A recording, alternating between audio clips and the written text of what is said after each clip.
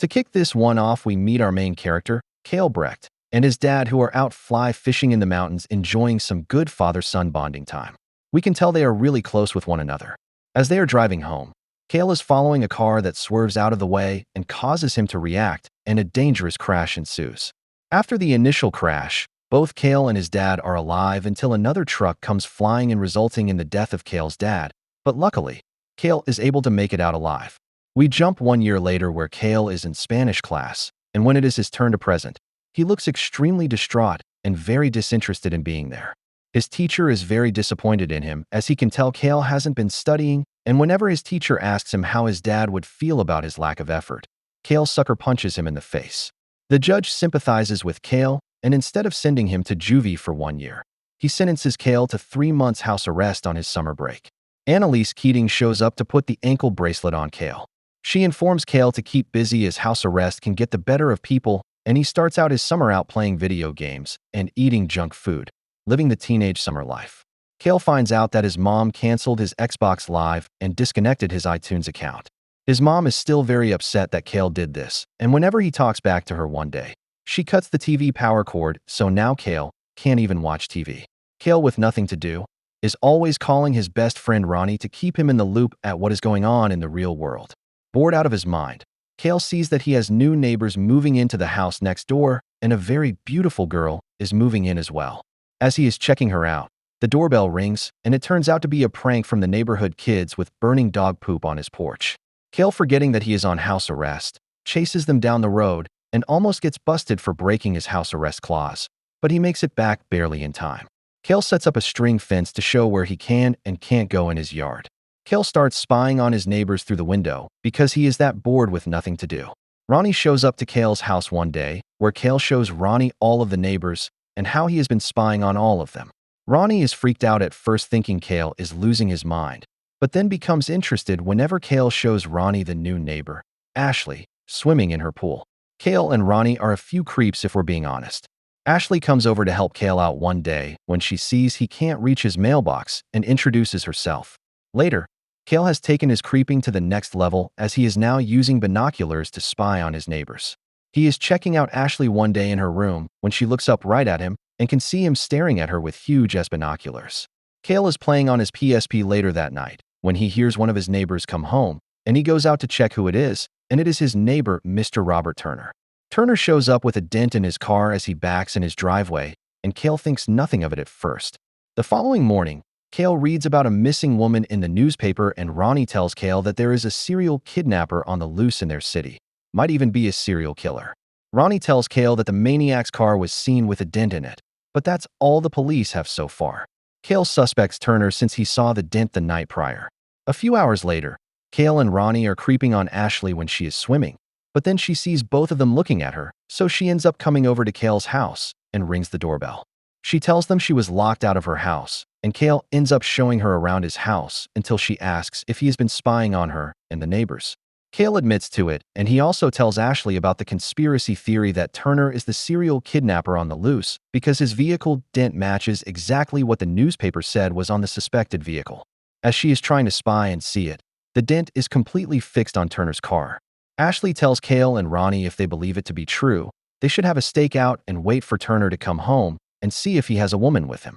Ashley and Kale start getting pretty close, and we can see some chemistry building between them. Turner finally arrives home, and he has a beautiful woman with him. They spy on Turner flirting and drinking with the woman, looking like they are having a grand old time. After a while, Kale comes to the conclusion that Turner isn't doing anything nefarious, and he walks Ashley out of the house as she goes home. Kale is spying on his neighbors alone later that night, whenever he notices the woman at Turner's house running around frantically looking like she is trying to escape. Kale records the encounter, but accidentally causes his camera to flash, which makes Kale freak out and try hiding from Turner behind his wall. Kale doesn't know if Turner saw the flash or not, but whenever Kale looks back over at Turner's house, Turner is looking directly at him.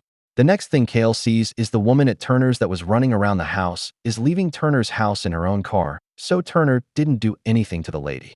The next day, Kale goes downstairs to eat some breakfast whenever he sees Turner in his kitchen.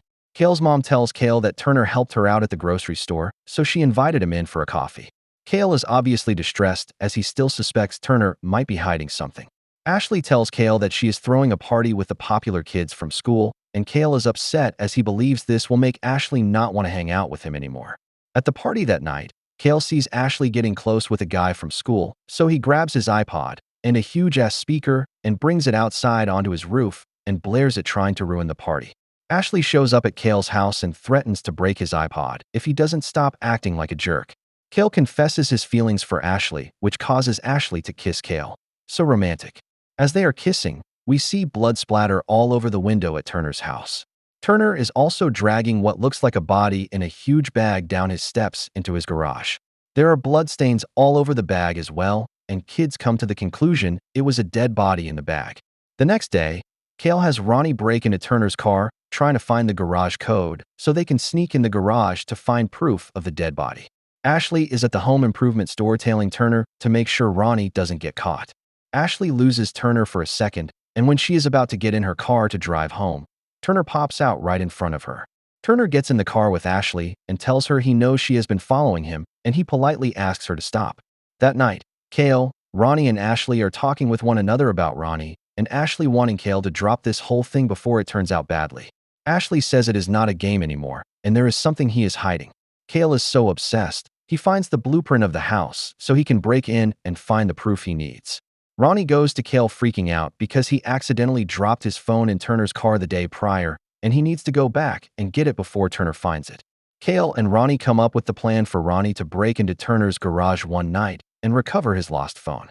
When Ronnie gets in the garage, he is live feeding with Kale whenever Ronnie sees the body bag and says he sees hair on it. The garage closes behind Ronnie as Turner finds him and starts chasing Ronnie throughout the house. Ronnie's video feed disconnects, so Kale runs out of his house to go and try to find Ronnie, breaking his house arrest stipulation. The cops arrive to the house, and this is when Kale tells the cops that there is a dead body in Turner's garage, so the police search the garage, and it is only a deer in the bag. Kale's mom is very upset with Kale, and she orders him to stay put while she goes over to Turner's house to beg him not to press charges. Kale gets a call from Ronnie, and when he opens it, it looks like Ronnie is dead, but it turns out to just be Ronnie playing a prank on Kale, and Ronnie is fine. Kale is looking through the tape from Ronnie earlier, and when he looks a little closer, he sees a human face through the vents on the video. As soon as Kale's mom is about to leave Turner's house and thank him for being kind to their family, Turner grabs her head and smashes it against the wall. Ronnie is downstairs when he hears Kale yelling, but Ronnie doesn't hear him, and Turner shows up behind Ronnie with a baseball bat and knocks him out. Kale and Turner then have a struggle in the kitchen where Turner is trying to restrain Kale. Turner duct tapes him and said everything would have been fine if Kale would have just minded his own damn business.